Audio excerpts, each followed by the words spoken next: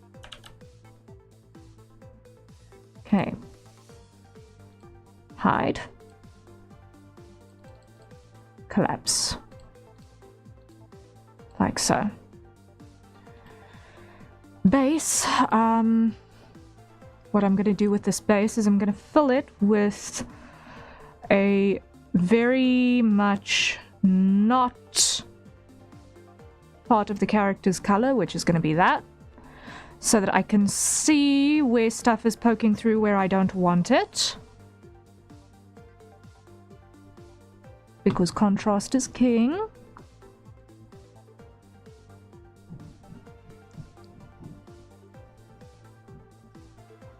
When it comes to seeing stuff.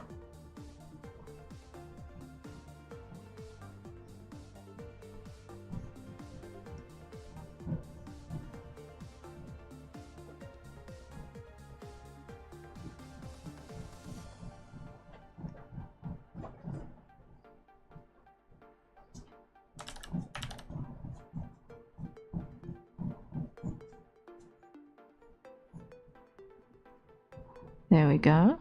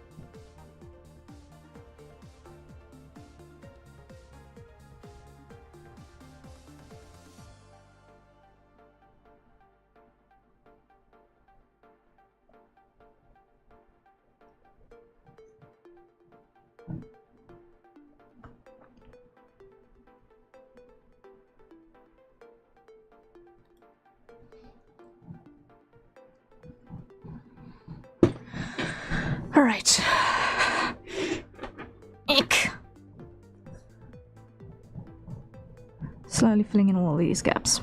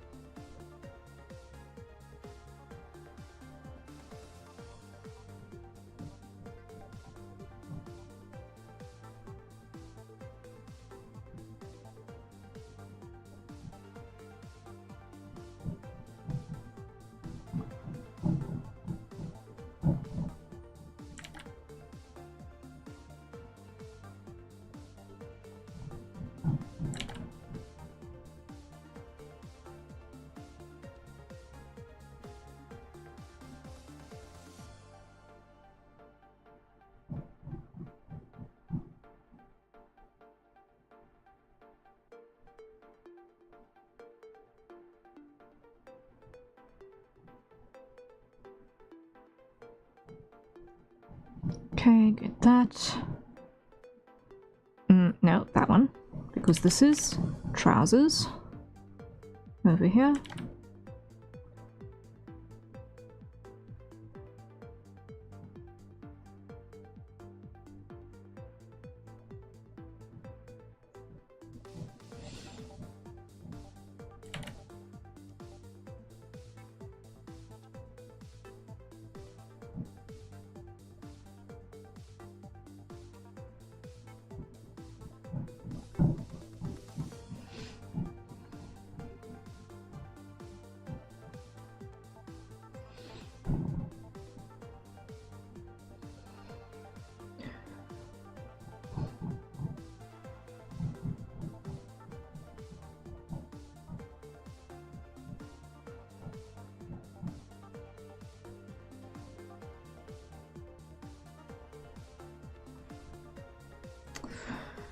Okay, let's clean up these bits because that's also obviously not right.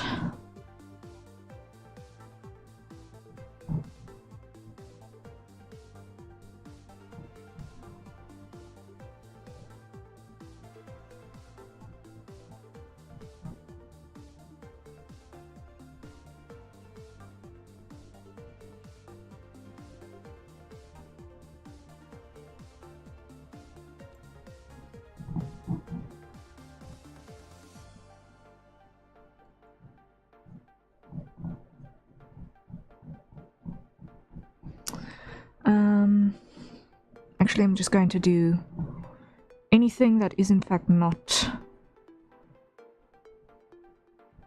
organic, so I'm just going to do that on this layer. All of our non-organic colors I'm going to do together on this layer.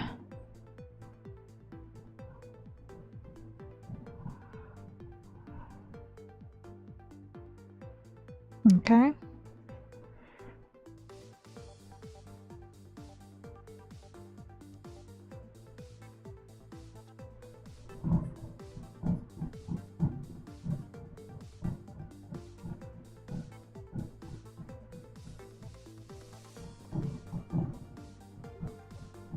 So far so good. So far so good.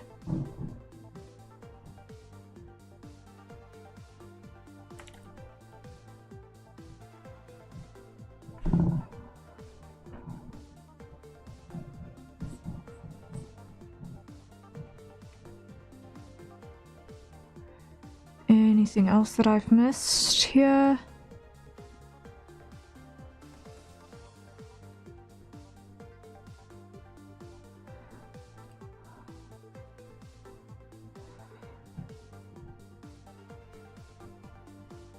Just want to seal up that boundary.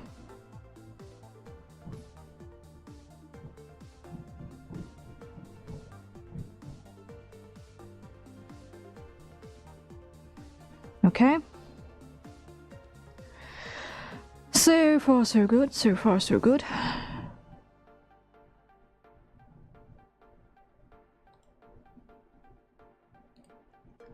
Now here.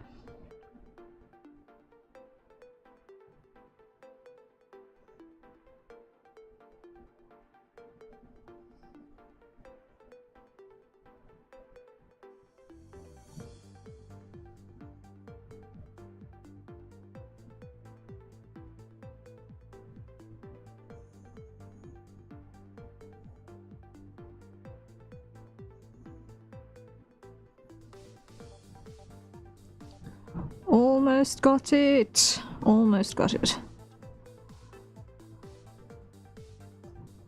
Okay, that's one.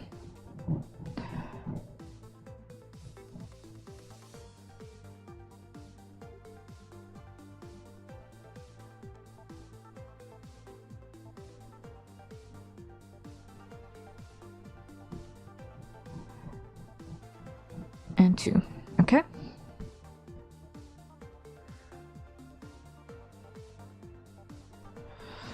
Now this side, close that. No, no, no, no, no. First, we've got to get that in place.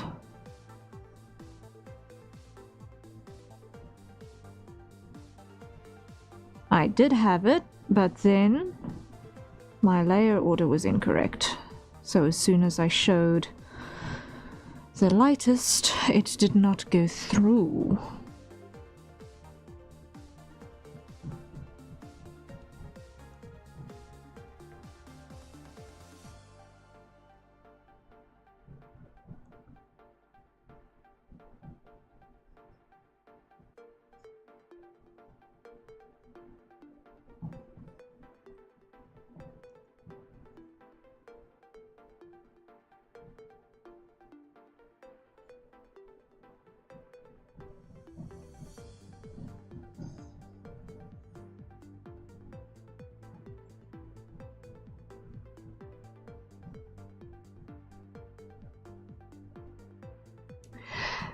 Sam, hello, welcome back. Good to see you. How goes? It's been a while.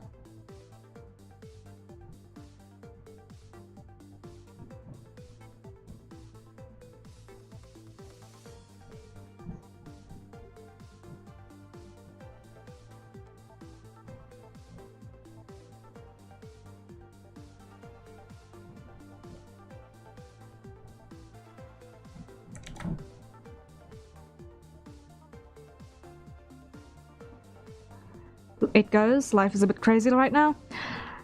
I understand. Sometimes it just goes completely bananas and everything else just has to go on hold for a couple of months to just get your sanity back. Asterisk, provided sanity was a resource in the beginning, but you know what I mean. But I really hope that sanity gets restored for you. It's nice to have you back, mate.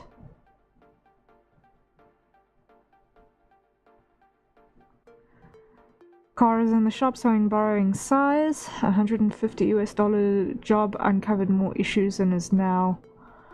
Ooh, nah. Ow. It's always when the vehicles go to maintenance and that happens. Ugh.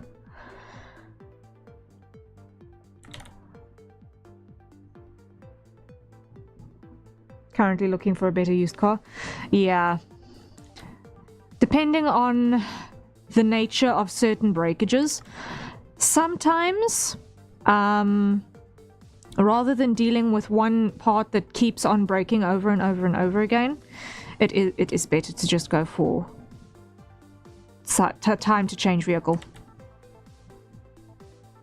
Because it's very easy to spend just as much on replacing the same part over and over and over in a 5-year period as it is to literally replace your vehicle entirely. On service costs. Gonna be a 4 to 6 year loan though? Yeah, that's the thing, huh?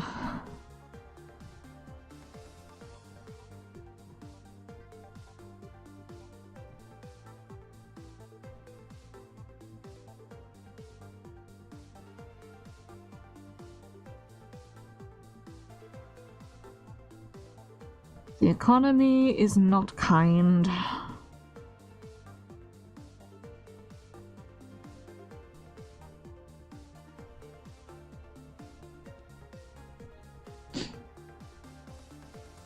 I'll be keeping the old one to be Eve's car. Makes sense for her to learn and make rookie mistakes in the old thing. That is true. That is very, very true.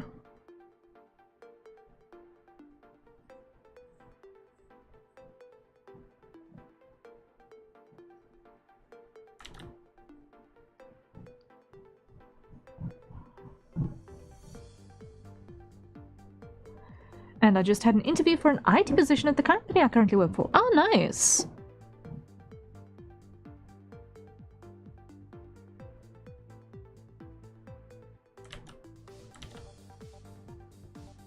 I hope that if it goes through,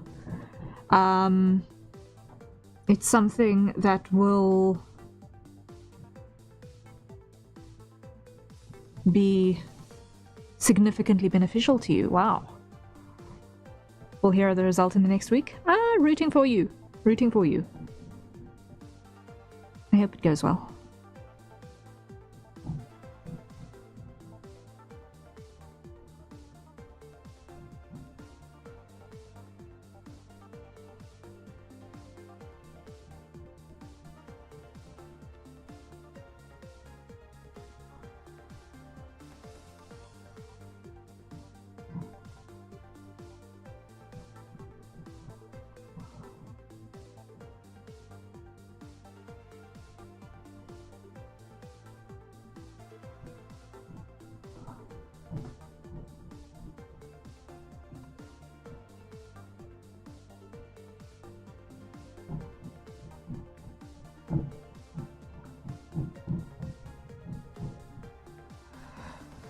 Okay, almost there with Rem.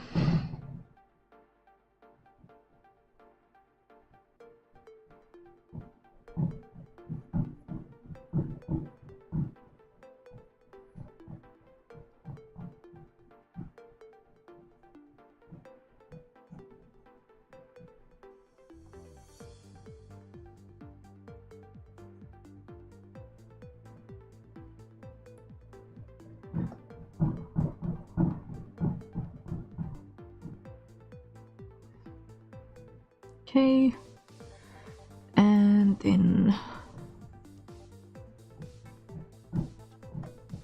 it's just these little bits.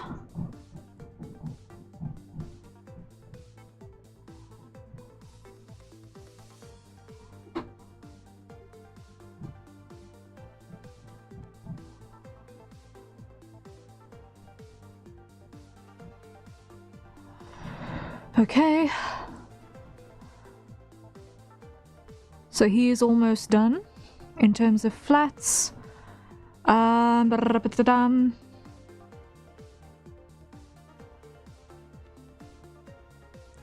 Still some corrections to be made here because I see that there are gaps, which we don't want. We don't like gaps.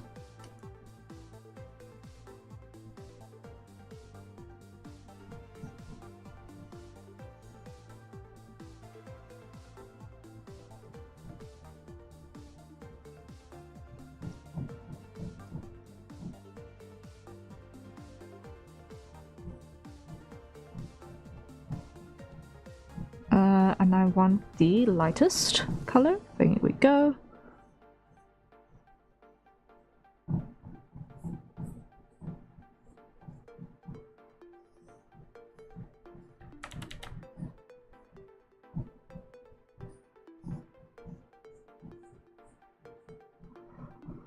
And darkest.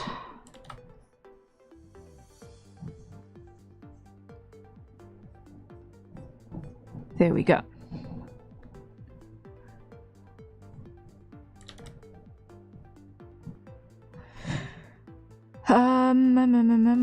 And then lastly, we've still got gaps by the skin. How does that work?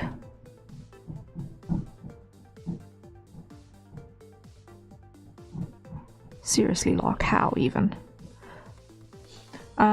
You'll probably see me around a bit more from now on too. Hey, awesome! That's grand news! Yay!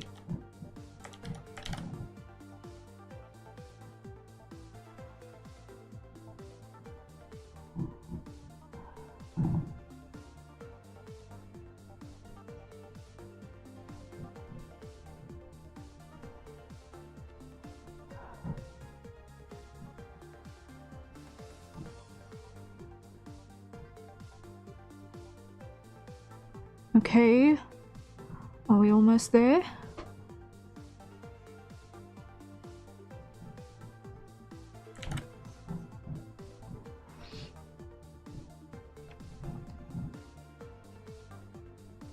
It looks like it.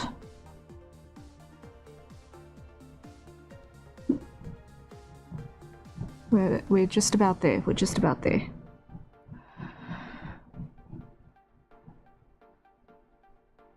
Okay. So, we're good.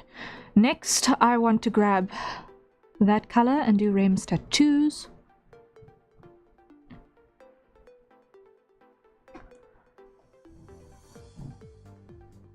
and that's going to be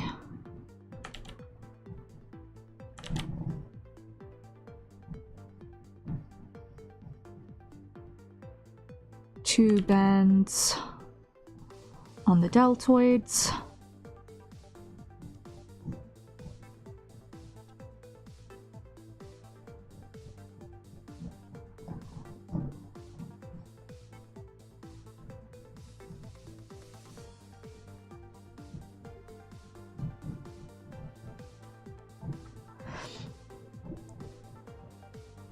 I've decided to permanently cease all forms of video content creation. Gonna make the announcement video this weekend. Shame. Okay.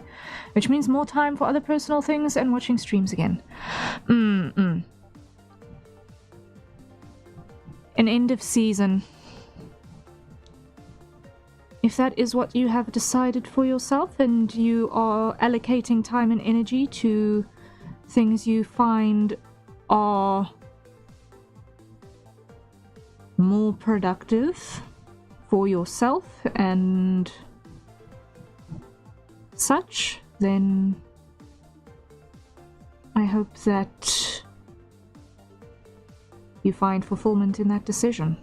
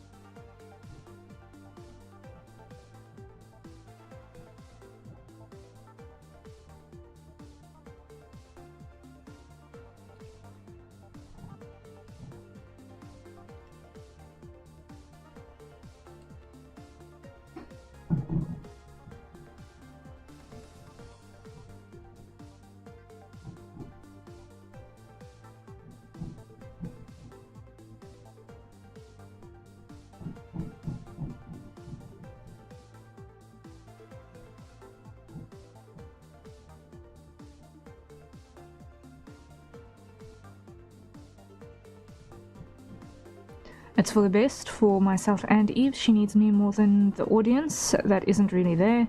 I'll find some other dream to chase. If not, the simple life isn't so bad. Look, I think having something that you do for your own fun and sense of self-fulfillment isn't a bad thing. But sometimes having it and your measurement of success being dependent on other people is counterproductive. But I respect the need to prioritize the family and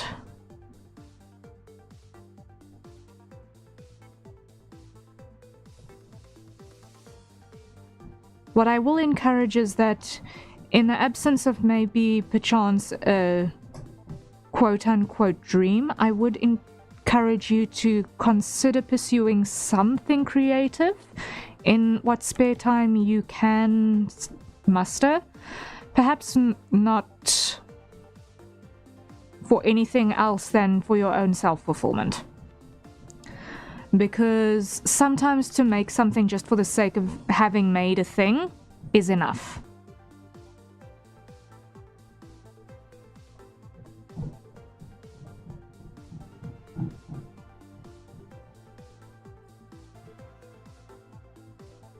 Not for anyone else, just for you.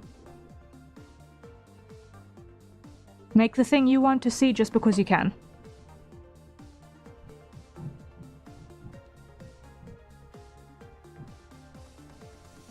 My thoughts exactly. I'll be trying to find some other creative, self-expressive outlet in which dissatisfaction and progression aren't all dependent on the support of others. Yeah.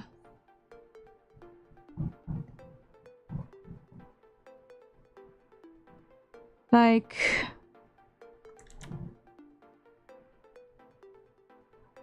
something cheap and accessible.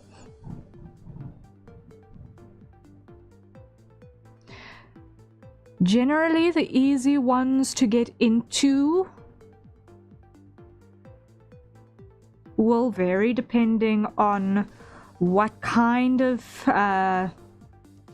creative path you generally lean into. Writing is a surprisingly easy thing to get out into.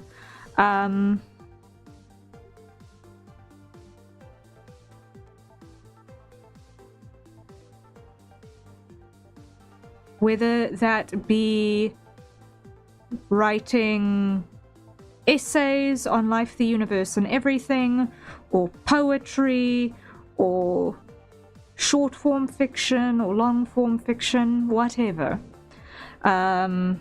That's usually an easy-ish one to get into.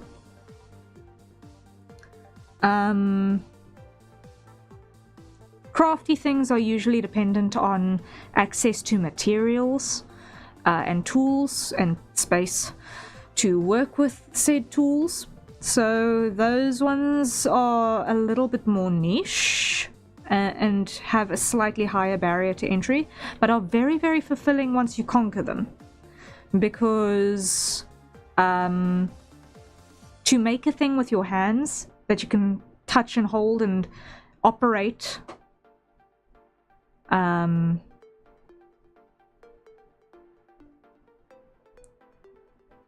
that's a very satisfying thing to do.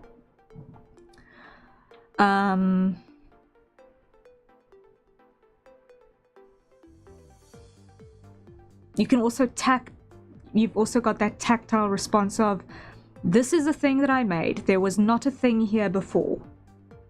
And that's very, very good for the creative brain. I'll probably also pick up an old JRPG or some other story-based game that I never finished and just play it for myself. That's also a very good idea. That's also a very, very good idea. To just pick something up again for the sake of enjoying it.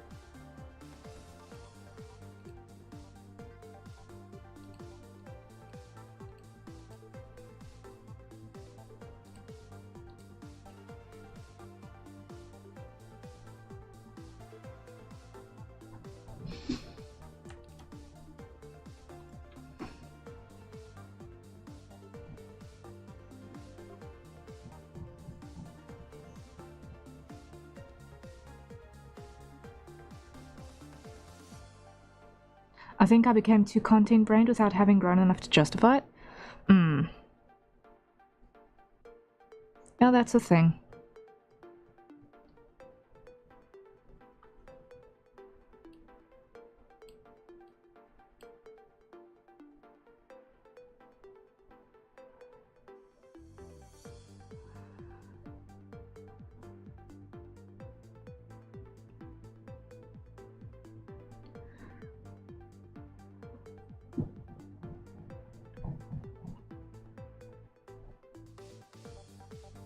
But so we learn, right?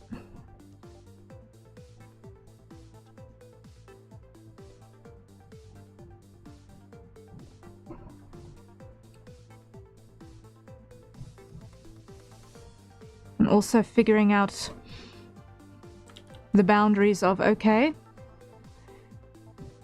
these things can be content, but are they necessarily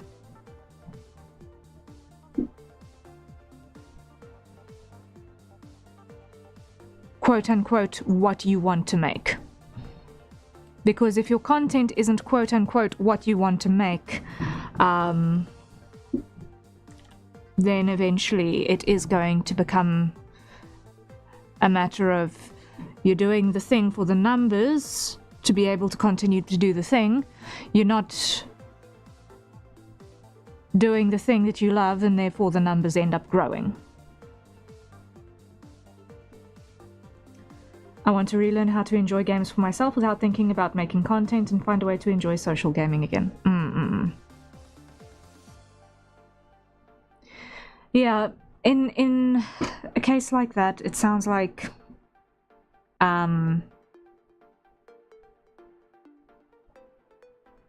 going back to basics and then just doing the hobby that is the thing you love for yourself is important. Sounds like you're making the right call for yourself.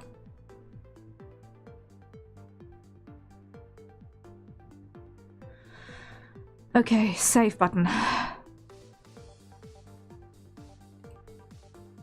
Concept check. Okay. Wings still need to have their markings applied, but we're getting places.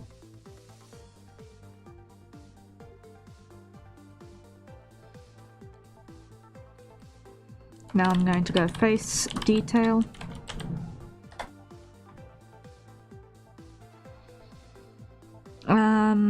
And let's start down here. Once again with Rem. Most impressive thus far. Thank you! Thank you, thank you.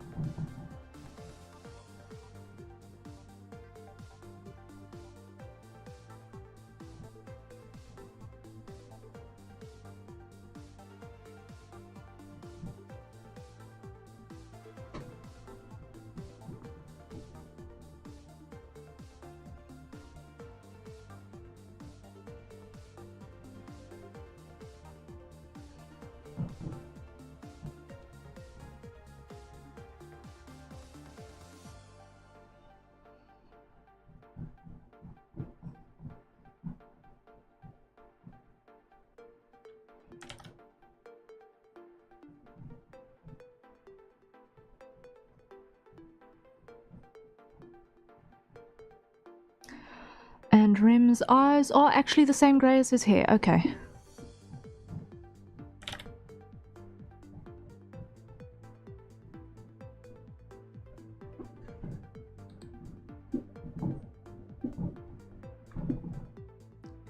I think so too. It's a bit bittersweet to be pulling the plug, but I'll have to unlist or maybe even delete uploads in order to commit and eliminate the temptation to try it again soon.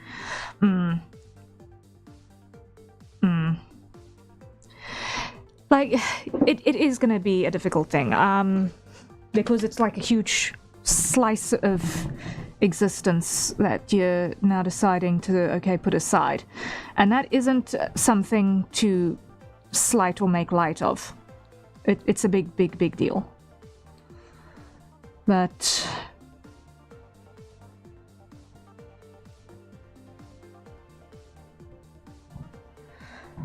all you can do is give it the time, let the emotions of doing the thing happen, give it the break, and see what emerges.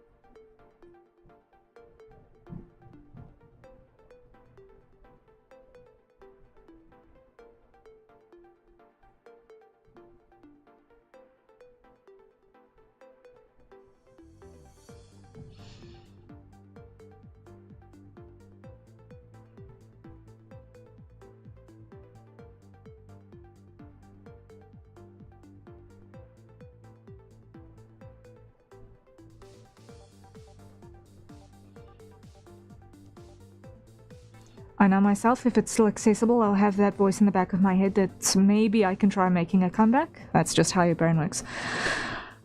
Yeah, I get you, I get you. If you know how you're likely to be affected and led through a thing, then you are the person who is most qualified to be able to identify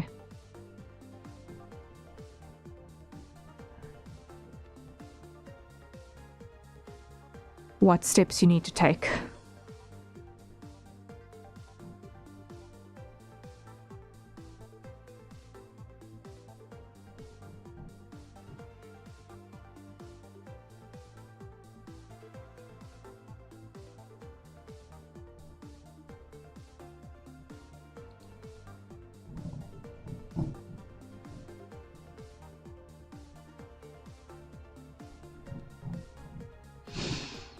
Okay, so that is base colors pretty much there for our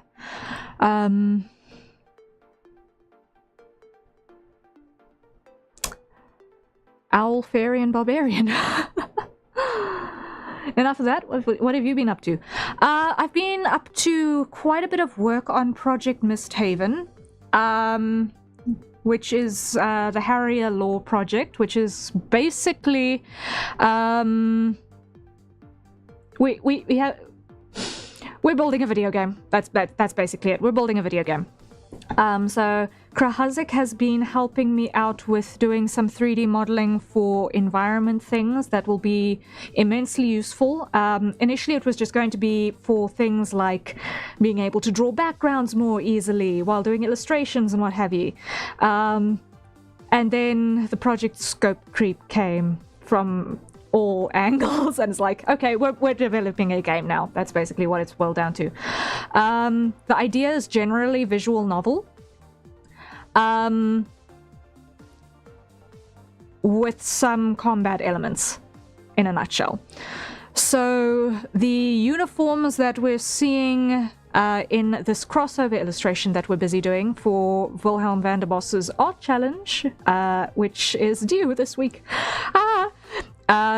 is actually the Misthaven Sentinel, Skirmisher, and Paladin uniforms for the different classes of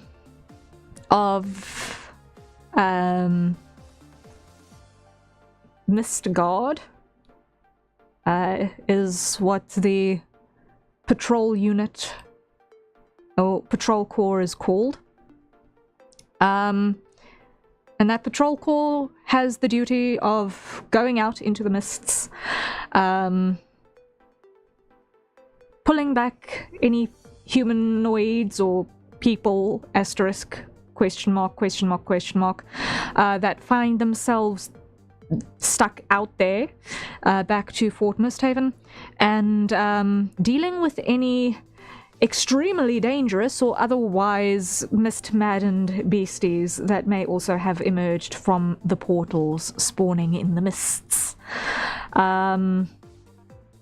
So that is the world build in a nutshell.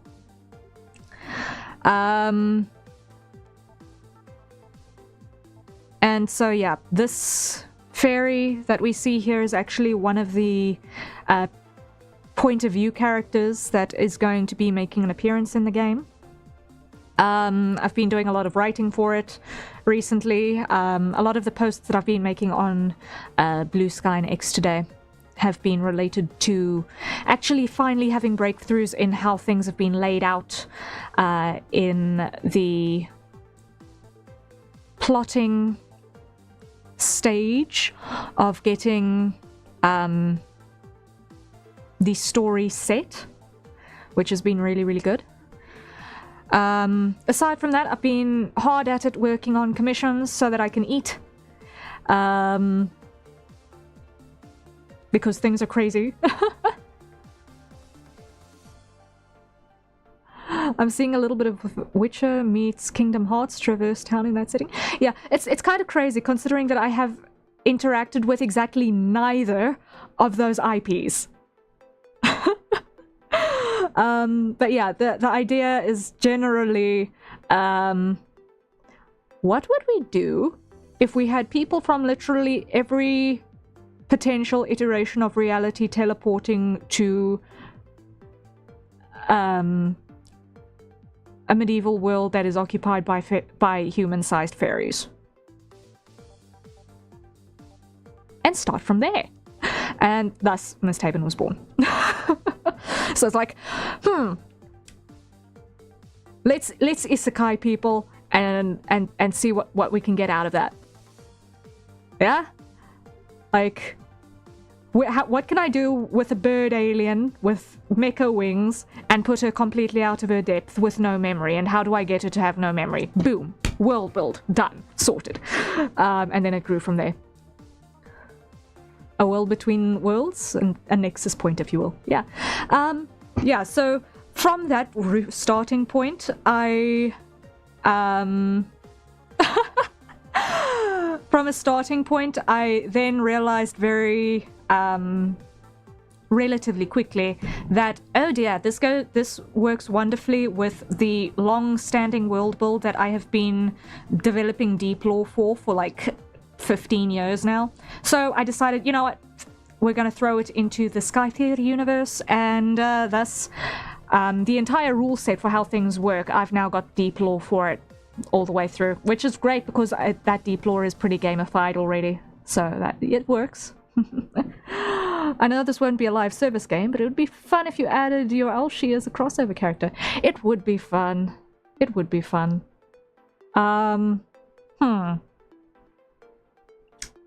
I can ask for permission. We'll see if I get permission, but I can ask. I mean, it wouldn't hurt.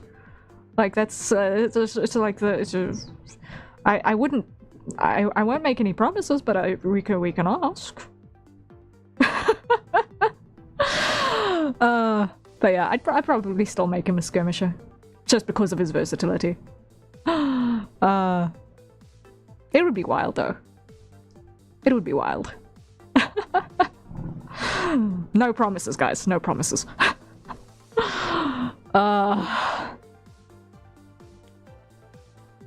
But yeah, like, considering that aside from my own character, hi,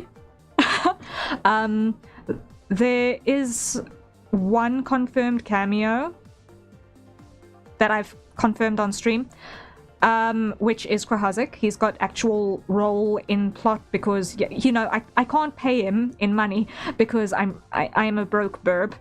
3/5 of all of the money I make every month goes into paying the bond on my house, and I'm not even paying all of that. I'm not even covering the entire amount on the bond of my house. So yeah, ow. My brother is covering the rest of that. Anyway, so I'm a little strapped for cash on that front, but what I can pay him for his efforts, which I sincerely appreciate, is I can give him plot role. I can give him relevance to the project. So yay. I'd like to add other cameos as well. Like, I've already decided on roles for all of the Globey Crossover Challenge characters that we've included. Spoiler alert, I have a role for Eternal Rover, who is our Discord mod. As well, we found a spot for him. So Rover is in there.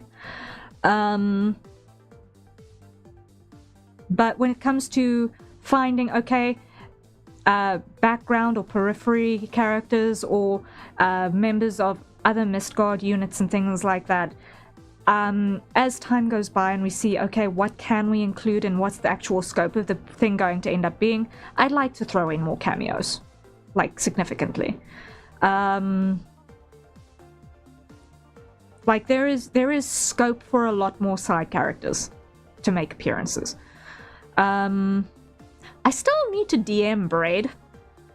I still need to DM Braid with my ideas for his the two optional cameo roles I've got for him, because he's got some fun options. So I want to I still want to work that out.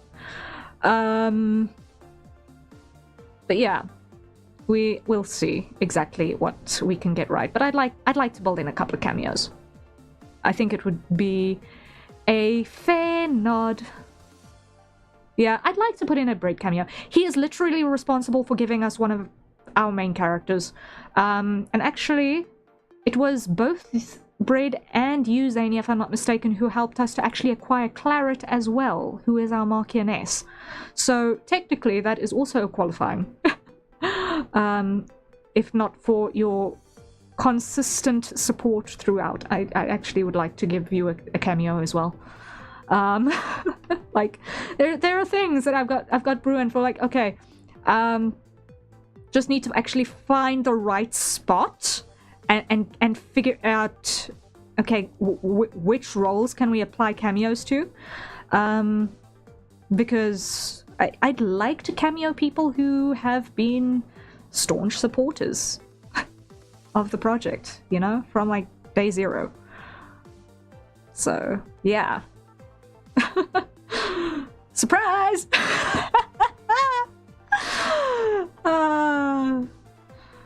Yeah. So that's goals, basically. What's the time? Oh, that's the time. Okay. Hold up.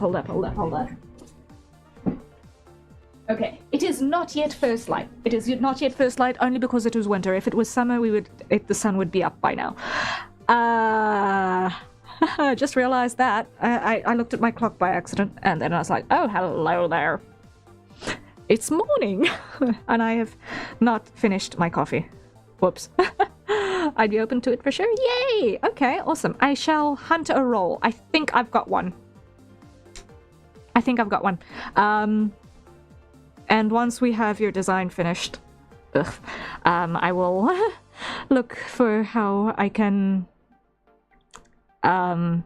incorporate accordingly. But yeah, so like the low poly 3D models that I'm making for pretty much everyone, depending on exactly how the scope goes, I am going to be medium poly modeling a lot of people. So chances are what I'm going to do is I'm going to build myself like 2 or 3 base body meshes, or rather, yeah, 2 or 3 base body meshes per gender type, and then use that as a base off of which to model the background characters as needed. Because I know that a lot of them are going to be weird, okay? I've got a Drider in there, I've got a Hydra in there, on top of all of the other stuff. Those are just the 2 I know, but yeah, If the time comes, maybe I could offer my voice to your project, purely for fun and maybe to be a part of something cool, being made by someone I know. Yeah, like, I don't know at this point if it is going to be voiced or not. I honestly don't. But, I am definitely going to be... If we can get it voiced, I'd like it to be a paid thing. At which point I would like to be able to pay voice actors. And at which point I would encourage any community members who would like to participate to audition as well. So, It would be fun and interesting. I would not be opposed. But it also depends on, okay, what can we actually achieve feasibly? Because this is a really big project, and I need to be very mindful of not scope creeping this outside of the range of what is feasible for the level of experience in building the kinds of things that we're building. Because it's very, very easy to bite off more than you can chew when you're doing something like this. Zany says, the recent lore changes that prompted the update would make it fairly easy too. Hey! Yeah, like, the explanation for how a character gets to Misthaven, it's kind of...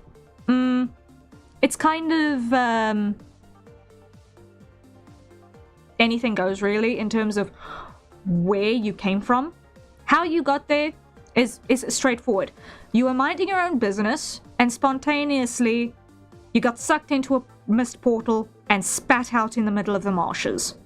That's straightforward. Everyone's backstory of how they got there. You're minding your own business, and then all of a sudden you're not.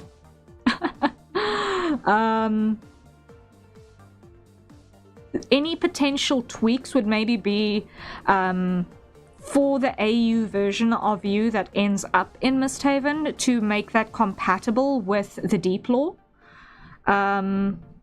But depending on how deep the cameo actually ends up being, that is more or less relevant as well. So a good answer to a great many questions is don't think too hard. Don't want to pull a Star Citizen? Yeah, like many an indie game dev has been done in by trying to build their dream game as their first game, right? And we're kind of teetering on the edge of that as it stands, so I am very, very, very strongly trying to pull in the reins on this to make sure that it stays within a reasonable scope. So what kind of mechanics we want to include, what we're going to skip, trying to keep it mostly within the range of a visual novel is, I think, the reasonable way of doing this. Going like full open world exploration, multiplayer madness is not the scope. It's not the scope at all. I have two goals for this. One, I want it to be fun and look good within the scope of what it's actually designed to do. And two, I want it to be able to run natively on Linux. Like, those are the two things that I would very, very much like for Project Misthaven. Beyond all else. Those are the two things. If I can get those two things right, yay. But no plans for multiplayer. No plans at this stage for open world exploration madness. Because on Linux, yeah. Because let's just be real. The major operating systems have their issues, and people are trying to get away from the major operating systems to something like Linux. And I am very much looking for anything that helps on that front. Because legitimately, I would have made the migration if I knew that I could get my tablet pressure sensitivity to work on Linux. Then if I could get tablet pressure sensitivity and Clip Studio to work on Linux, on a Linux distro, without using Wine, oh my word. If I can get my stuff to work on Linux without having to work through Wine, I will be the happiest burb under the sun. Legitimately. You could take a more piecemeal approach and do multiple small projects of various genres, all tying into one larger narrative. Yeah, like, I wanted to do a minor, tiny, itty-bitty test visual novel for precisely that purpose, but then I got stuck on the writing. Like, writing the piece of narrative to do this project with as a piecemeal. This is one of the mechanics that we're building into it, is the actual how to build a visual novel type thing. We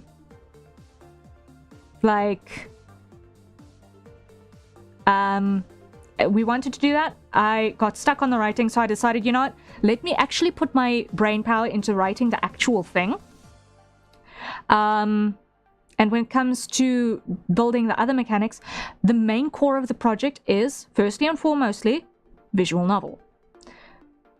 Any combat mechanics that we bolt onto that, any additional mechanics that we bolt onto that, are going to be precisely that, bolt-ons.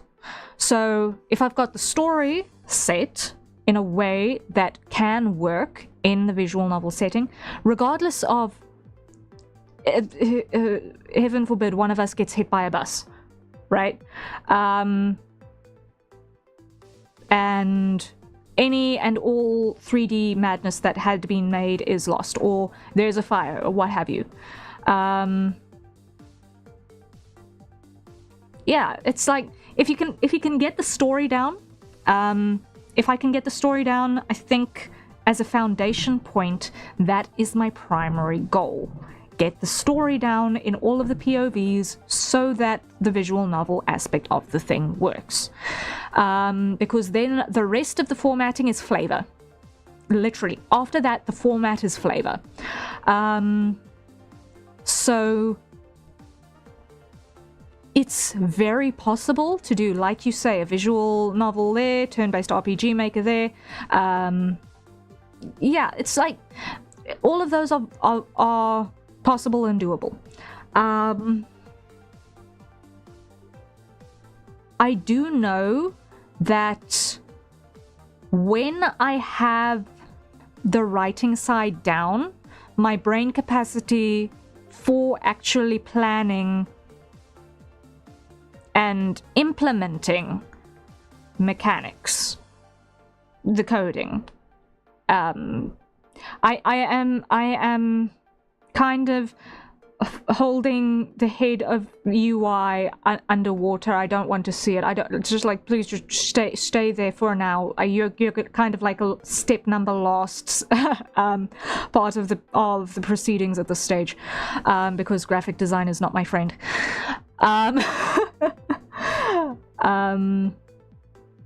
But yeah, basically, I want to get through the process of getting the writing done, and then I can start doing the dummies with the filler assets, basically, for can we get all of this stuff to actually functionally work the way that I want it to. And my goal, essentially, my content goal, is to basically, after I've got it written, build the mechanics and actually start pulling in all of those pieces as part of my streaming content, because I think that making stuff is cool and showing people how stuff is made is cool, and having a cool thing at the end of it is cool. And yes, it's going to mean that there are going to be days where I am building mechanics on stream and molding my way through not knowing how to get a thing to do the thing.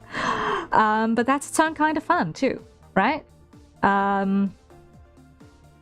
So yeah, between illustrating and doing commissions and what have you, I feel like I have been on the periphery of game dev as a content creator or as a creative individual in general for the last decade. I honestly feel like I have been on the fringes of game dev for the longest time. Like, I have been actively trying to navigate out of it for the longest time, and I'm kind of actually just sick of saying, you know, just make the game, Harrier. Just make the game you've been threatening to, for goodness alone knows how long. Just make the game. You don't play games much, but just make the game, because that's obviously what you're into doing. So, yeah, that's where we're at. The process is always interesting to me. I love watching folks wrestle through creative work. Yeah, like, the molding is half the fun, too.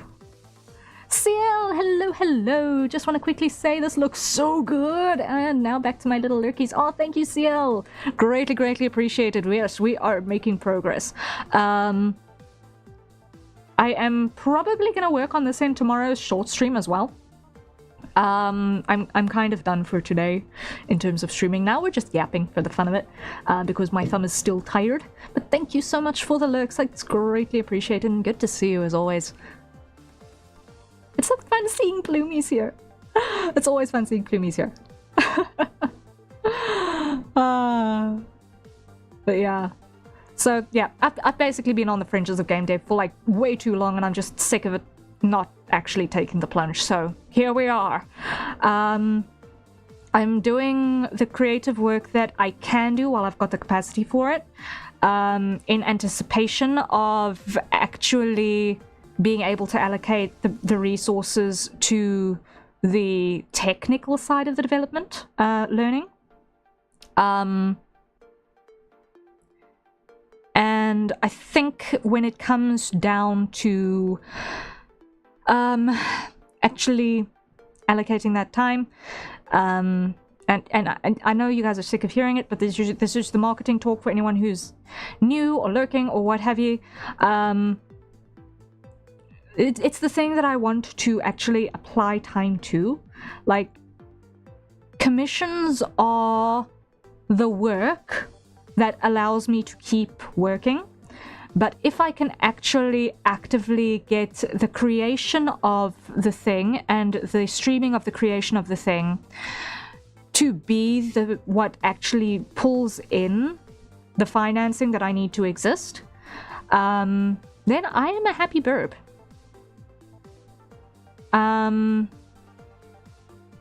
And that's a really, really, really big goal, but it's not an inconceivable one. So I am going to continue to take commissions for a long, long while we're building to that, but I want to really significantly increase the amount of time that I spend, one, working on, and two, streaming work on Project Misthaven things, and actually actively build the project as my, like, a major point in my content strategy as a creator. So yeah, that's one of the things I'm aiming towards. So it's one of the reasons why in my VGen I've been pushing the patronage services on that, to sponsor an hour of my time for things. You're not sponsoring just an hour of my time at that point. Technically, it's going into being able to persist, because they are going to, outside of the sponsored hours, still be a gazillion hours poured into the thing. So, yes. Just supporting the project is a huge help. So thank you to everyone who does do so, or spreads the word of the project, or shares a tweet about the project, or what have you. It's like, it is a huge help, so I really appreciate it. I look forward to seeing how things progress, and like I said, I should be around more often from now on, but for now, I must go to bed. Yes, Sam, thank you for being here, and go rest well. Rest well, enjoy it. A good goal? Can't wait until that can be reality. Yeah, we're aiming for it. Have a good night or good day, whatever time it is over there. It is morning. It is morning now, but I am on my weekly reset back into my time zone. So I'm going to go and crash after this until like midday, and then wake up and then go to bed at a hour that belongs to my actual time zone thereafter. After tomorrow night's stream, which is going to end a lot earlier. So tomorrow night's stream is going to end earlier than the start time of tonight's stream. That's going to be the thing. Thursday streams are always in the European late night time zone. So between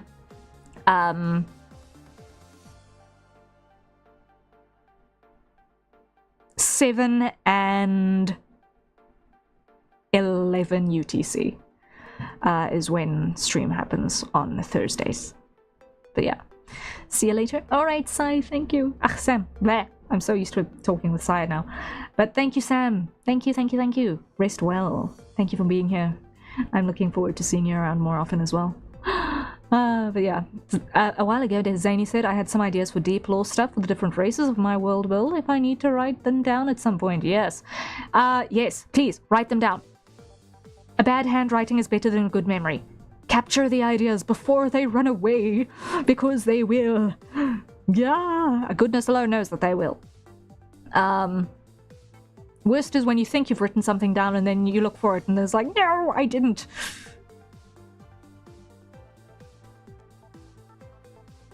So, yes, important stuff. Important stuff.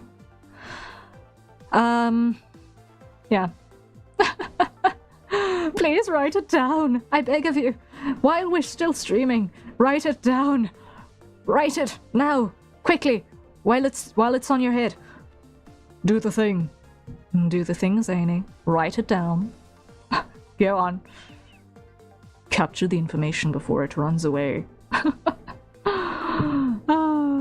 But yeah. You know, after working on this lizard, I'm looking at it now, thinking it's probably going to end up being a mob. It's probably going to be an in-game mob, if I can get that right. I mean, worked hard enough on figuring out how the scales look. And I mean, big lizard is a perfectly normal thing to see in a fantasy world. So yeah, we can import a lizard. Yeah, fun times. Coffee, which is now cold again. Coffee is now cold again. Whoopsie.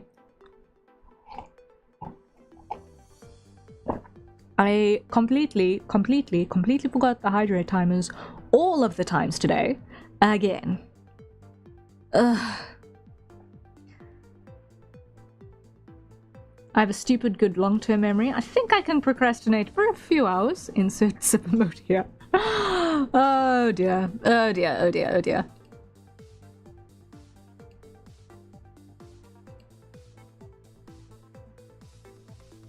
Oh man.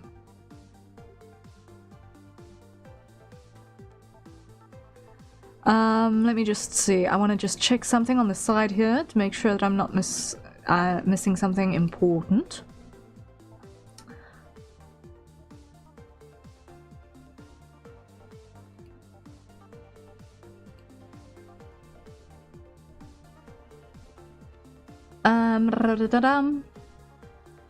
Just want to see.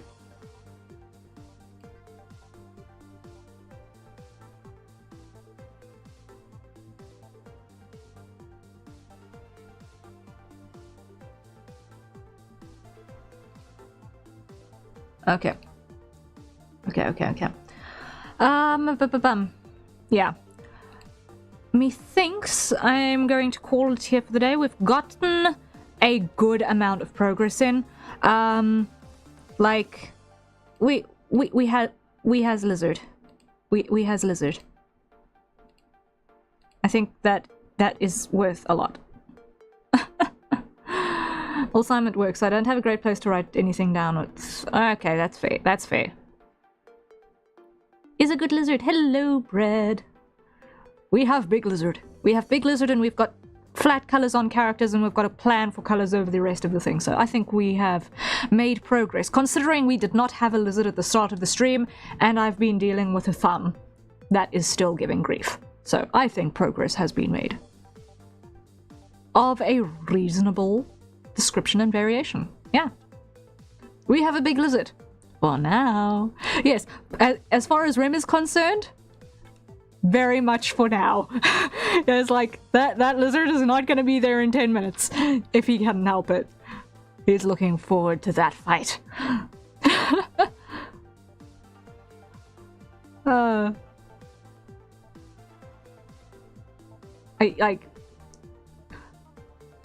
He actually looks kind of good in Misthaven colors, now that I'm looking at it. I say again, hard cut to steak grilling. Yes! Hard cut to steak grilling indeed. He would. I get the distinct feeling that he would.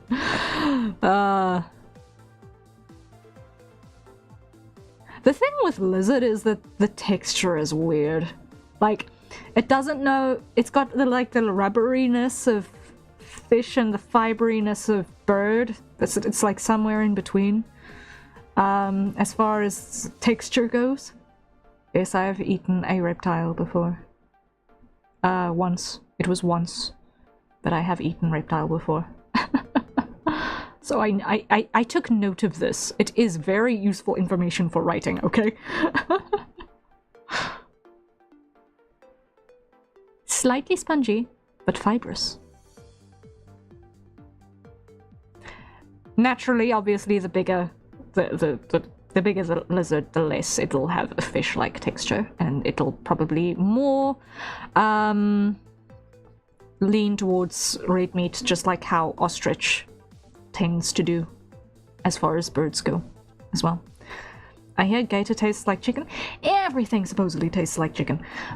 What's interesting though is that the higher up you go in the food chain, generally the less tasty the meat is. Interestingly.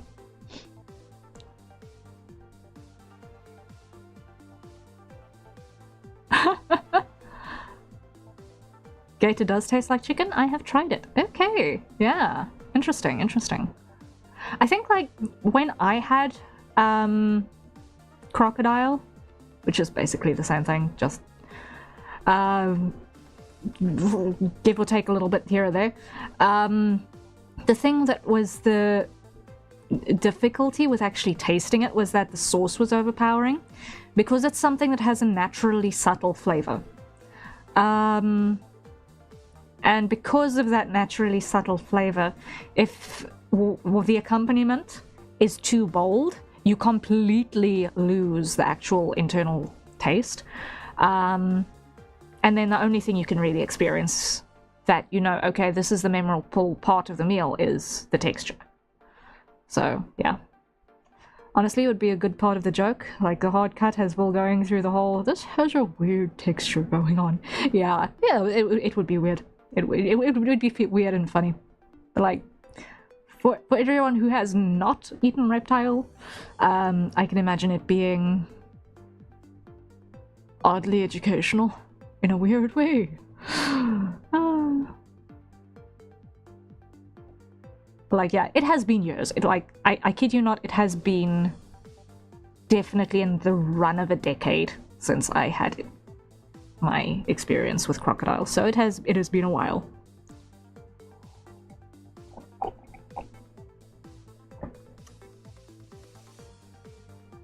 But yeah, when I had it, the sauce was definitely overpowering in terms of taste, so I could not say what it tastes like per se.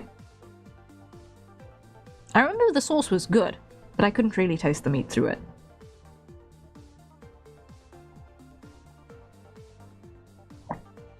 And since then, that restaurant is closed down. So, whoops. Now I want to find a place that sells reptile meat.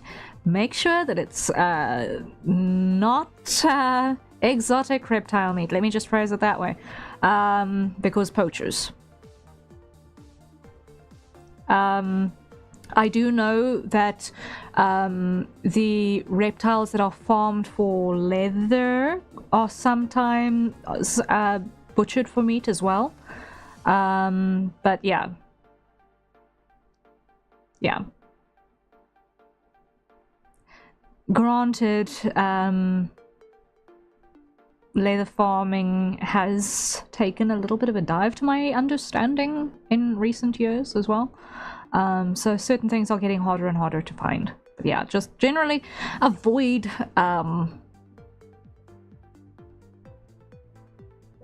please try and avoid eating endangered things, please. There's a reason they're endangered. No matter how exotic it is, it's not worth it. It's not worth it.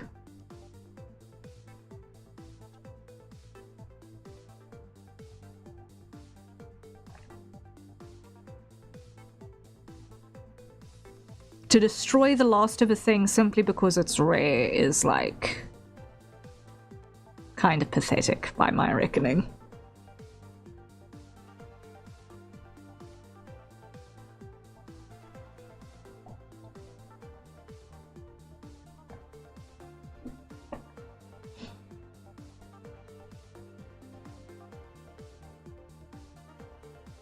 I was thinking Gators to start, but that may take me to Florida.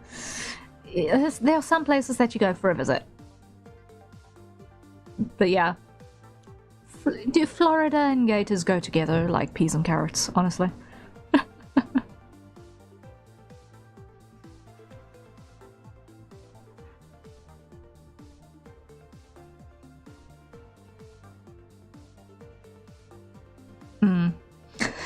But yeah, anyway, I think that is me for the day. I have just fizzled out. Like, my brain completely disconnected for a bit. My brain disconnected for a bit there. Wow, okay. Like, solidly. So, I shall see you guys tomorrow. We're probably going to continue working on this.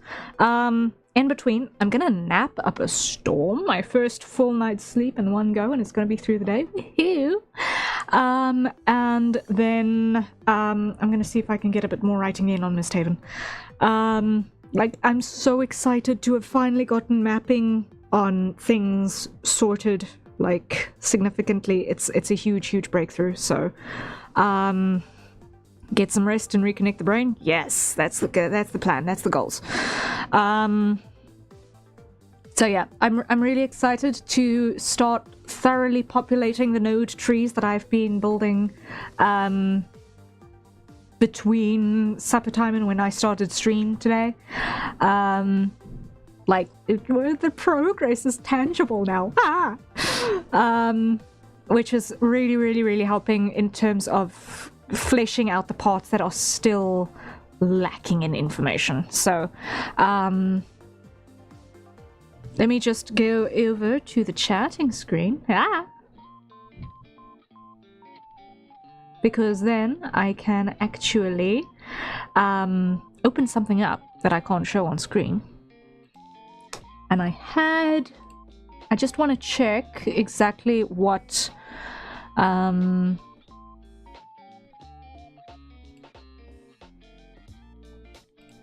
just want to check exactly how many of these I've got ready for us to work with.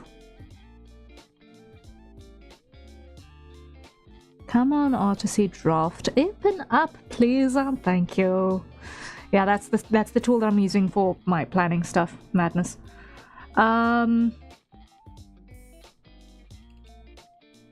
Opening. So,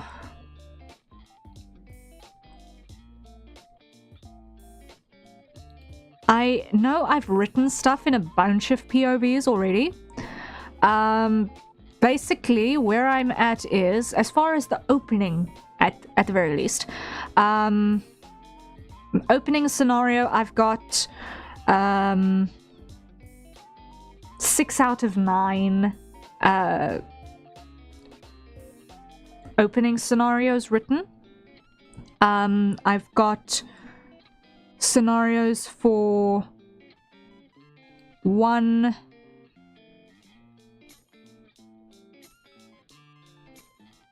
Okay, but that's another branching thing that's difficult to quantify. Yeah. So I've got the big blocks now mapped out for all of the major events with descriptors between them, and let me see. Can I put this in? Hold up. Can I put this in hex curtain mode? Can I put this in hex curtain mode? Does this make sense?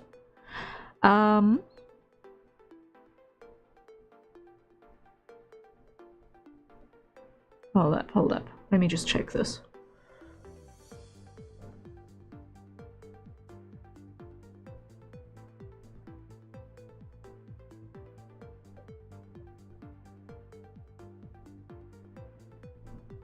I just want to see.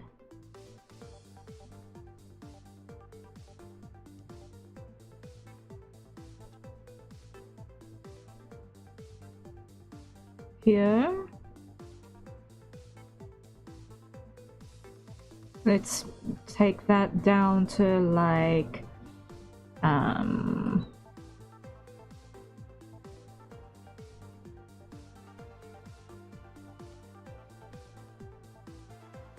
yeah, that's better. Okay. slightly smaller stuff there, and go back to that position. There we go. I think. Yeah, I'll just hide here behind chat for a sec, so that you guys can have a rough idea, a very, very rough idea of what the node trees and what have you look like. For some of the things. Really, really, really big node trees that I've got going on.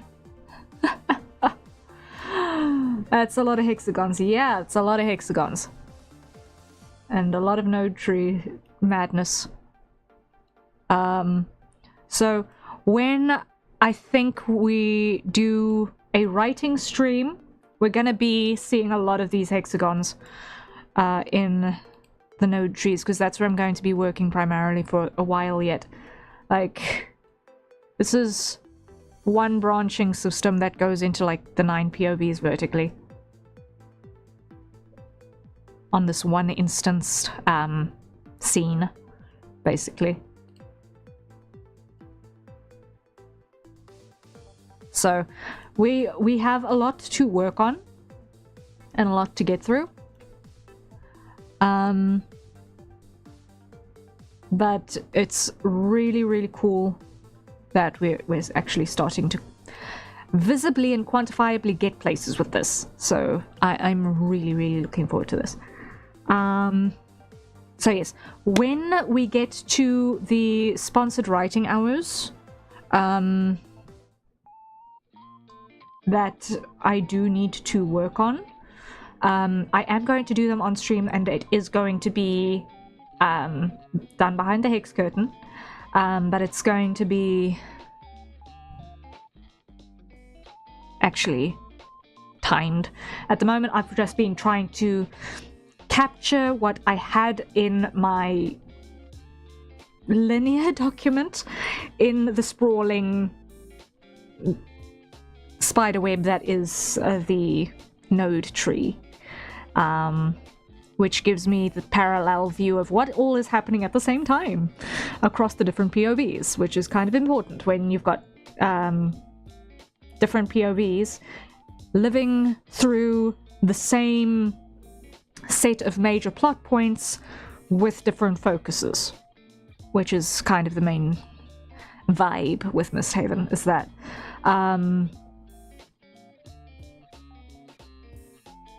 it's not a matter of you as the player character or an arbitrary nobody, which is a thing with a lot of visual novels, is that you basically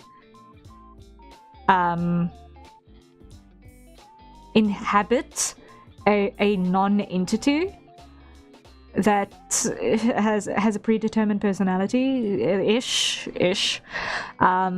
But in this case, what we're doing is actually following different characters' POVs.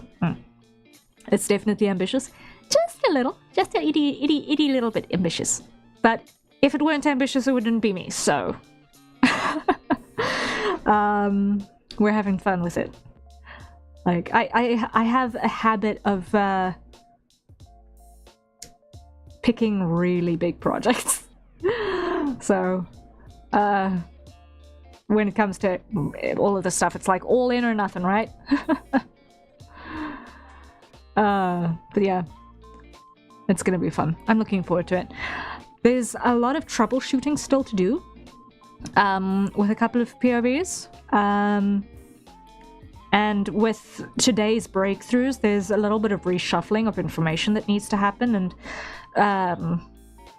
realignments of, okay, this happens and then this happens and then this conversation happens, because one major thing ended up happening as point number 2 instead of point number 3, and that requires some shuffling of things moving around. But we're gonna get there, so it's gonna be okay. It'll get figured out one way or another. Exactly. So yeah. In tomorrow's stream, we're going to see if we can finish this illustration, and then thereafter we will allocate more of our quote-unquote free time to working on things like this, yeah. But yes, I'm still trying to tend to my hand in terms of making sure that I don't suffer too much repetitive stress injury on that.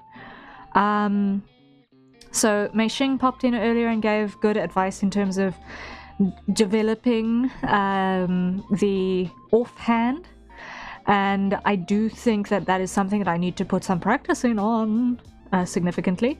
Teo, hello, welcome in.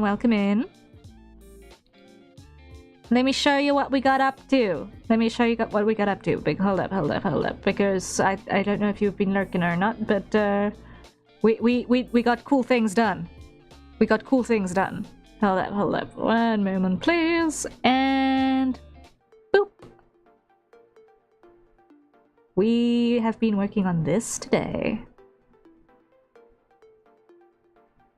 Just got here. Yeah. Welcome in.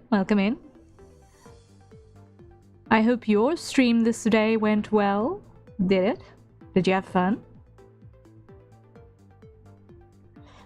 So yeah, today we inked the lizard and set up our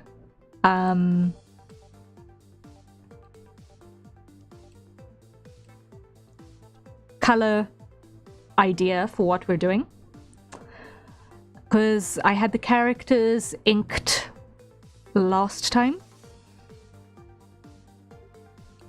But now we've got lizard. Productive day, let's go. Yes, it's been a very productive day in a lot of ways. Very, very exciting stuff. So this is an entry into an art challenge, which is due this weekend. And I promised myself that I would participate in every single one of Wilhelm van der Bos's art challenges this year, and I do not want to break my streak now, if I can help it. Left-handedness is a blessing and a curse. It is. I'm aiming for possibly ambidextrous. I'm honestly aiming for possibly ambidextrous. If I can do a lot more lefty, I will be happy, but there's still going to be some stuff that I want to be able to do right-handed as well. So yeah, we're working on it.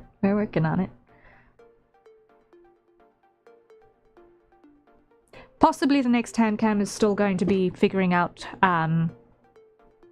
a homemade cradle that I can put my stylus in, so that I can actually draw with a much more open hand posture, so that my thumb is not causing issues.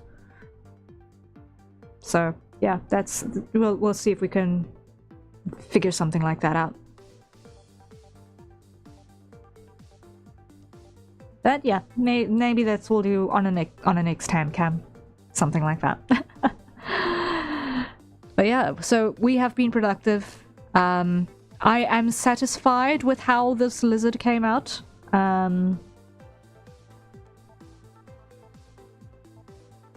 am satisfied with how our colors came out as our base colors, and basically the idea is that tomorrow we're going to start. I need to do flat colors obviously on the lizard still, but after that starting work on shading a little bit, and see if we can get a full render out of this, because this is definitely full render type illustration by my reckoning, so yay.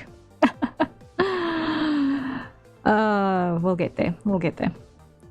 But 'tis now time for Burb to go and roost for the morning. You said satisfied at the exact moment I read a fish pun that said satisfied. Yes, we have had so many fish puns in the course of the last week, you have no idea. Like, Braid can attest to this, there have been so many fish puns. Teo, have you seen the fish? Have you seen the fish? I don't know if you have seen the fish. I see what you mean. Haha. Haha. Noted. Have you met our fish? The new fish that Bread helped us to obtain? I have not seen the fish. Let us introduce you to the fish. Behold the fish! Yes. One moment, please, while I acquire our fish friend. Specifically, his reference, which I have yet to put in the correct folder in my clip studio. One moment, please. There we go. Fish friend, who we adopted from Izukiya, and who I have subsequently applied to Misthaven art style. So this is Ronan. He's our new fish friend. Sean is such a strange name. Sounds nothing like it's spelled. Yeah, it is. It is. Cute! Yeah, I really, really, really adored him. The original Adopt has a bit of a different vibe because of the different art style. And I also slightly changed up the hairstyle a little bit and refined a couple of the shapes. Just a smidge. To get him to fit Misthaven and make him a little bit easier to 3D model. But we has fish. We has fish. And I'm very, very, very excited. He solved so many problems as far as writing goes. Like, ridiculous. Is a good fish. Cute fish. In a cute ship. Yes. Yes. So, courtesy of this new development, and completely in an unplanned way, I have somehow been and simultaneously snookered myself into writing my first romance plot as one of quote asterisk two now, considering that he's a POV character, 2 of the POVs in Misthaven. Because for some obscure reason we decided that a romance plot was a good idea, but hey. I generally do not write romance. So, we'll see if this survives. We'll see if this survives scrutiny. I have no idea. Like, thoroughly. Help. I have no idea what I am doing when it comes to writing romance. Please save me.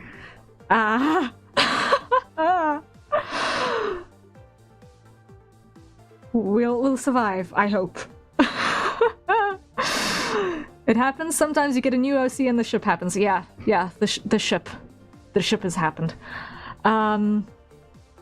Considering that in 15 years of writing, that has happened only twice, and the other one is a canon married couple with a kid. Okay, there we go. I wonder if Kai will get shipped with anyone. Not from my end. Not from my end. But let's just phrase it this way. The Misthaven shipping rules are pretty much for anyone who's not represented by a real person, anything goes. So, yeah. I'm safe by my accidental ship romance between 2 very weird people, so I can do whatever. I'm no help here. This is true. This is true, bro. You literally have 2 world eater entities. That is insane. So yeah. Alright. I can't help you. I just build a list of shows and maybe books for reference. Yeah. All I can do with that is look at all of the romance comics I tried to read and ended up dropping because of the world build not holding water, basically. And trying to not do that. Like, if I can get it to 1, not be toxic, and 2, actually make sense as far as writing the rest of the plot goes, then hopefully it will hold water. If I can get that much, it will be a victory. Beyond that, I have the romantic sensibilities of a dead mud prawn, so we'll see what happens. Figuring this out by not doing what everyone else does is always a good plan.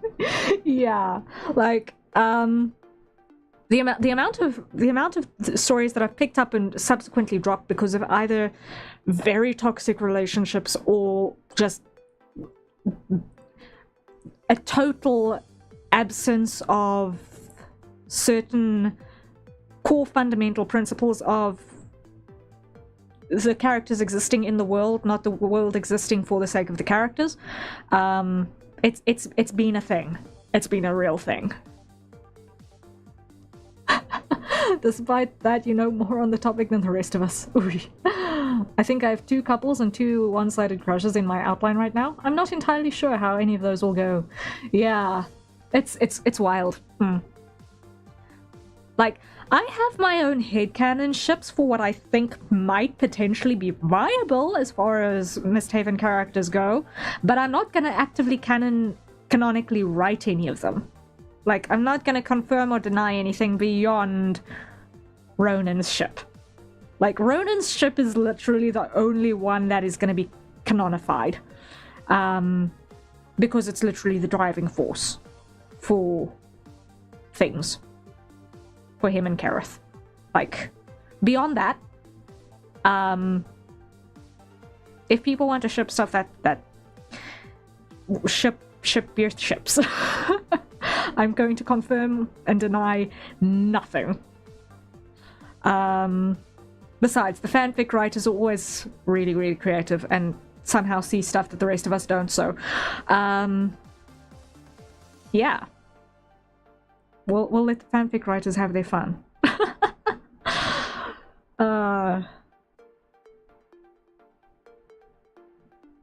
Like, I am on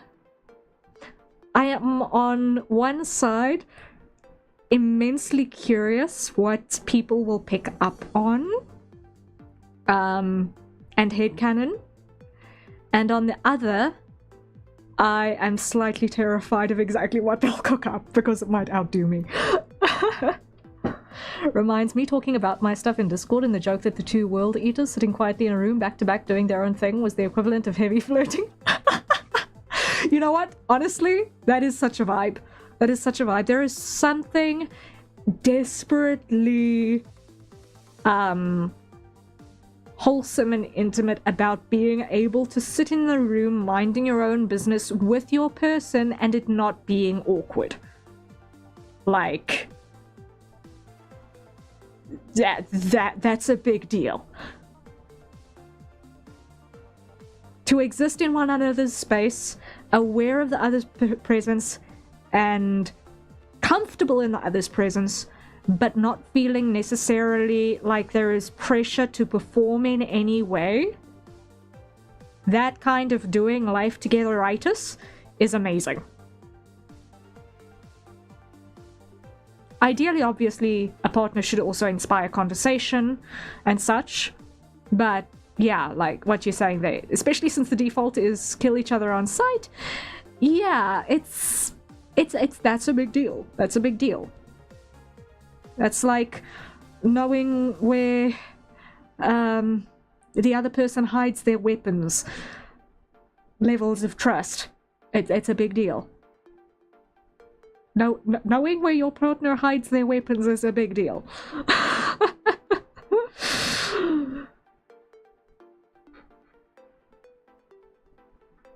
And I can imagine that being goals. I can imagine that being goals.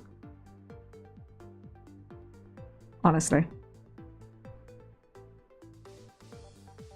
Also to have a sort of a synergy as well, in the sense of not necessarily having overlapping skill sets.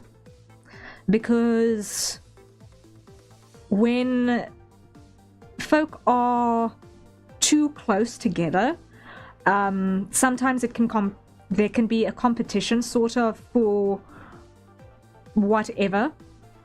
Either a creative outlet or a focal point or who's more popular type thing. And that's never healthy. But if the skill sets are complementary, then it's like always, oh, chef's kiss, mwah, brilliance. It's kind of fun to have a pair of characters where it's just them being cute and domestic, but the subtext means a lot more. Yeah. It's a big deal. It's a really, really big deal. But anyway, you have once again managed to keep me talking for a whole half hour longer than anticipated. I have been yapping for now. How many hours of this day? How many hours of this day?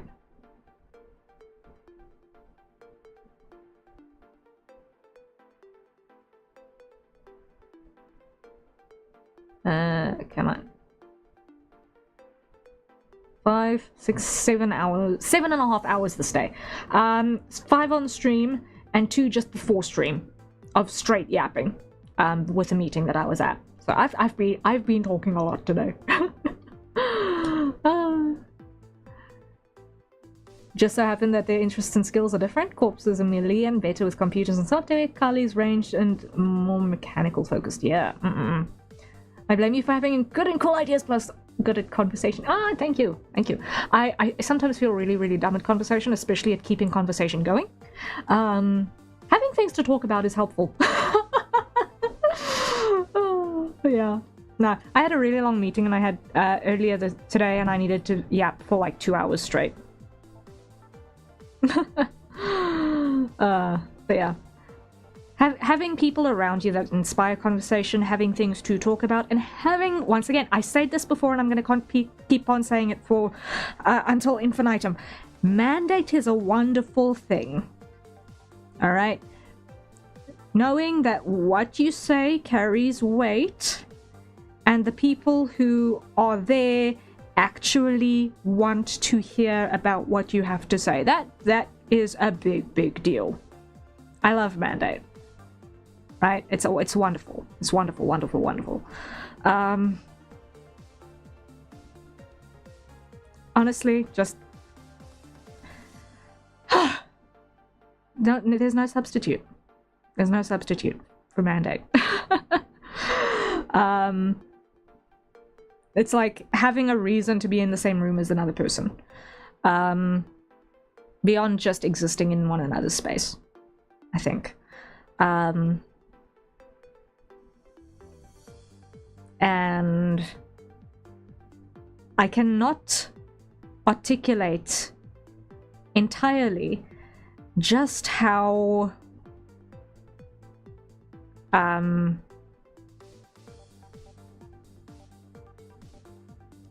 important and precious it is, and to me, that you guys grant me the mandate to exist here and share what is going on in my very busy noggin with you. I sincerely appreciate that. Like, I cannot articulate that enough. Or eloquently enough, I don't think. So, yes. Big love for that. Big love to you guys for that. I have ideas that are making me tear up. Oh no! It matters so much. I know the feeling. Yeah, it's just it's big feels, okay? It's big feels, and I love and appreciate you guys very, very much on account of how much that. You guys give me the big fuzzies, okay? And it's really, really precious being able to interact with you and share ideas with you and have fun conversations with you guys and have it actually mean something and matter. Like, making stuff in isolation is cool, but making stuff together is cooler. Right? So, yeah. I'm a feelsy burp now. But yes, for reals now, I've got 11 leave you. It is now starting to become irresponsible hours. Let me just check. Yes. First light is out. First light is out in winter, which means it is definitely time for me to be going to sleep for this Thursday. Thank you all so much for being here. I'm going to continue working hard to make things as cool as they possibly can be, so that we can all enjoy the making of the cool things together, and have something at the end of it that is worth that is worth the time and emotional investment that you guys are investing in me. I really cannot articulate that enough. We appreciate you a lot too. I won't go into an interest of not getting emotional stuff, lots of IRL stuff, but you deserve attention and space to talk and create. Oh. Hugs for bread. Oh, thank you. Am I a horrible writer for tearing apart a happy couple for a few hundred years? If they survive it, I mean, writing is writing. If you knew how many of the romance plots that I've dropped because the world building was not sufficient, but you know what I mean. I have also done this, tearing apart a couple for a while.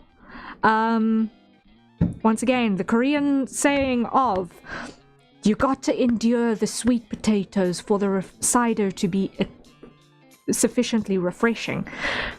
The stuffiness of the sweet potatoes, that few hundred years, if the meeting is and the reunion at the end of it is done in a satisfying way, oh man, is it gonna be satisfying.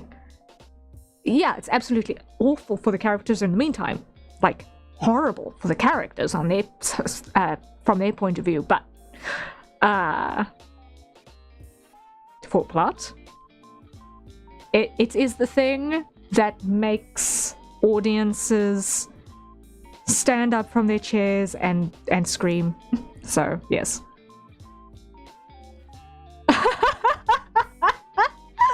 Brad and Carly spend trillions of years apart when they're not in the same cycle. You're fine. Oh wow, they'll be fine. Yeah. Zany, your characters too shall be fine. You will find a way. Like the angstiness of the separation in that sort of a plot line is part of what makes the reunion that much better when it finally happens. Some writers then go with a whole overshoot thing where the reunion is not quite there, and then it's like, it's just either there's an amnesia plot or a this, that, or the next thing, or suddenly they're on opposite sides of a war type madness, and then it takes a whole bunch of other convoluted madness before the actual reunion happens. And if it's done in just so, it gets it gets a vibe. I need to get the prologue on paper soon and then figure out the actual story. Yeah. One thing that I picked up on, which is what I'm trying to do with Misthaven, which has honestly saved writing for me, is to try and, rather than jumping straight into prose, write as if you are explaining the story to someone else without going too in-depth on stuff as your first draft. I don't know if I shared the video in writerly things on the Fort Misthaven server, but I will find it again and I will put it in there, because that methodology has saved my skin with Misthaven. Because from there, then the second draft, you go in and you then start actually writing your prose, because at that point you've actually got the entire story down. And it's a big thing. Yeah. So I will hunt that video down before I go to bed, and I will put it in writerly things, because it is an important video. I will find it, and I will put it in Write Your Lee Things if it is not already there.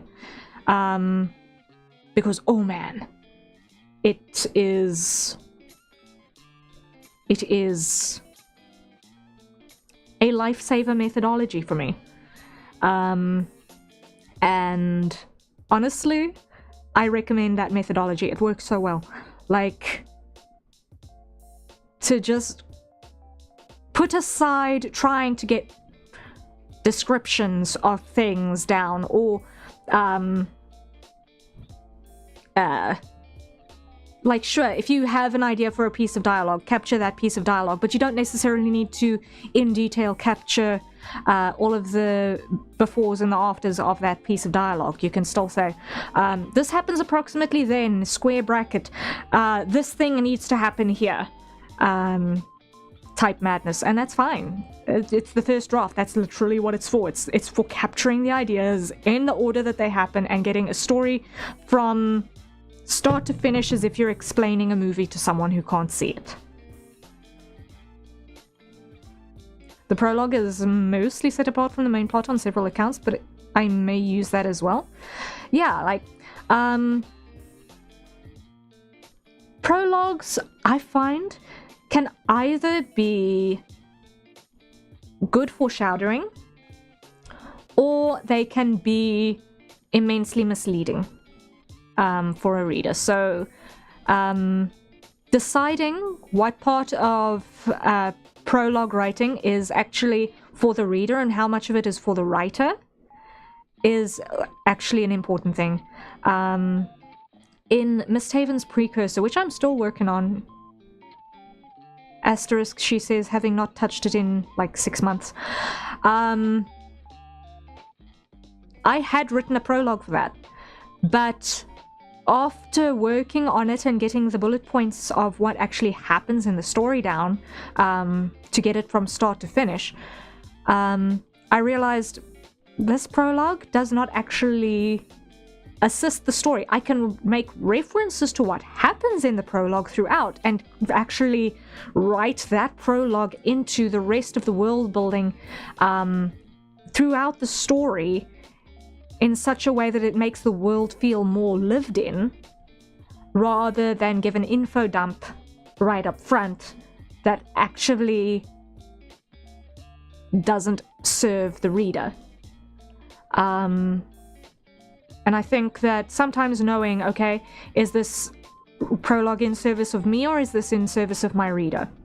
That is something that sometimes needs to be assessed. And you can only really figure that out once you've actually written it. But having the ideas down is immensely helpful, because it gives you context as the writer off of which to bounce other things. So it's helpful. It's like having your deep lore.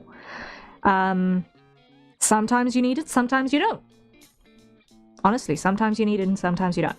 If you're working on something that does not require deep lore, then, hey, lucky. You don't have to develop an entire world build and history and cultural habits and migration patterns of different creatures, or the way that people have migrated across countries over the years, or political movements. And all of that madness, that's all deep lore madness.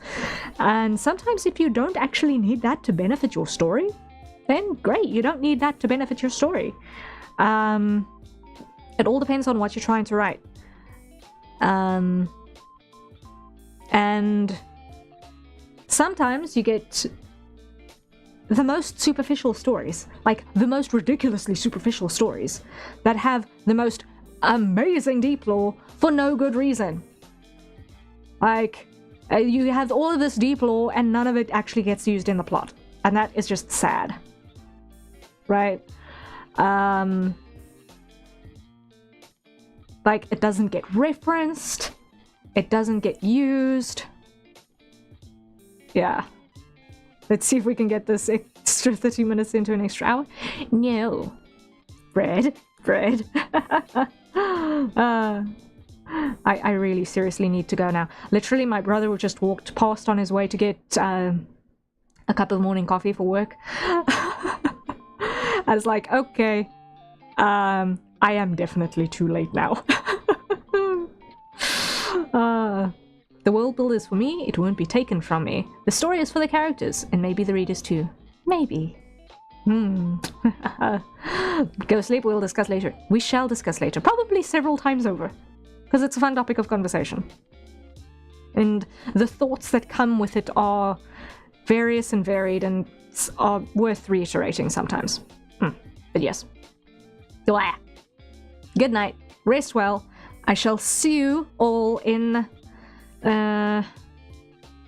Wait, let me see. What's... Ow! Ow. Don't roll over foot with chair. That is bad. 1, 2, 3, 4, 5, 6, 7, 8, 9, 10, 11, 12, 13, 14... I shall see you guys in about 15 hours. Okay. Good night, rest well, and until then, cheery bye. Love you, misslings. Night, night.